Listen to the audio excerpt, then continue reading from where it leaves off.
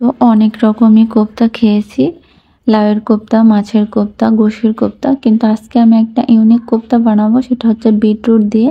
এই বিটরুটে কিন্তু আমাদের রক্ত স্বল্পতা কমায়। এটা দেখতে যেমন লাল টকটকে, এটা খেতেও কিন্তু দুর্দান্ত।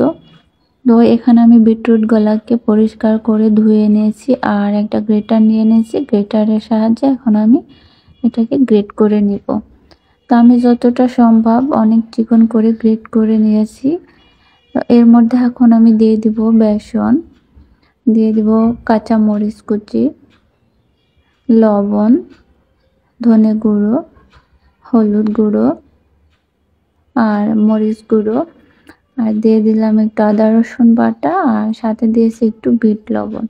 তো সব কিছুকে দিয়ে আমি একসাথে মিক্স করে নিব আর এটাকে একটা সুন্দর আমি ডো তৈরি করে নিব। তো আমার মনে হলো এটা একটু নরম হয়েছে, তার জন্য আমি আর একটু বেসন দিয়ে আমি এটাকে ডো তৈরি করে নিয়েছি।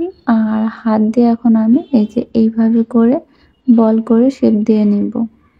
তো দেখতে পাচ্ছেন সবগুলোকে আমি বল করে নিয়েছি। আর কড়াইতে আমি তেলও গরম করে নিয়েছি। এখন সব বলগুলোকে আমি কড়াইয়ের মধ্যে দিয়ে ভেজে নিব। তো এপাশ ওপাশ করে আমি দেখেন দেখতেই কতটা সুন্দর হয়েছে। এটা কিন্তু ভাজার পরে দেখতে আরো সুন্দর লাগছে।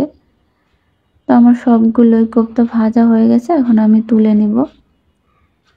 আর দেখেন ভাজার পরে দেখতে কিন্তু এটা অনেক সুন্দর দেখাচ্ছে। তো কোপ্তাগুলোকে কুক করার জন্য আমি এখানে তেলে দিয়ে দিলাম শুকনো মরিচ আর গরম মশলা কিছুটা, পেঁয়াজ কুচি, তেলের উপরে একটু বেসনও দিয়ে দিয়েছিলাম, দিয়ে দিলাম কয়েকটা টমেটো টুকরো, আর লবণ, হলুদ, মরিচের গুঁড়া, সব কিছু দিয়ে আমি একটু ভালো করে নেড়ে নিব। দিয়ে দিলাম আদা রসুন বাটা। তো এটাকে আমি এখন পানি দিয়ে একটু ভালো করে কষিয়ে নিব যেন গন্ধটা আদা রসুনের না থাকে। তো এই পর্যায়ে উপর থেকে তেল উঠে আসছে, আমি সামান্য পরিমাণে চিনি দিয়ে দিলাম, দিয়ে একটু ভালো করে কষিয়ে নিয়ে পানি দিয়ে দিলাম গ্রেভির জন্য। তো এখন আমি এটাকে ভালো করে ফুটিয়ে নিব।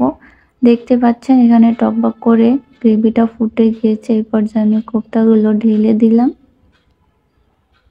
তো এটাকে আরো একটু আমি কুক করে নিব যেন আদা রসুন আর বেসনের গন্ধটা না থাকে। তো গ্রেভিটা অনেক ঘন হয়ে গেছে আর উপর থেকে তেল উঠে এটা একদম কষা মাংসের মতো হয়ে গেছে। দেখতে পাচ্ছেন যে কতটা সুন্দর হয়েছে। এটা কিন্তু খেতেও অনেক দুর্দান্ত হবে। অবশ্যই আপনারা একবার ট্রাই করে দেখবেন। আর এটা দেখতে কেমন হয়েছে অবশ্যই আমাকে জানাবেন।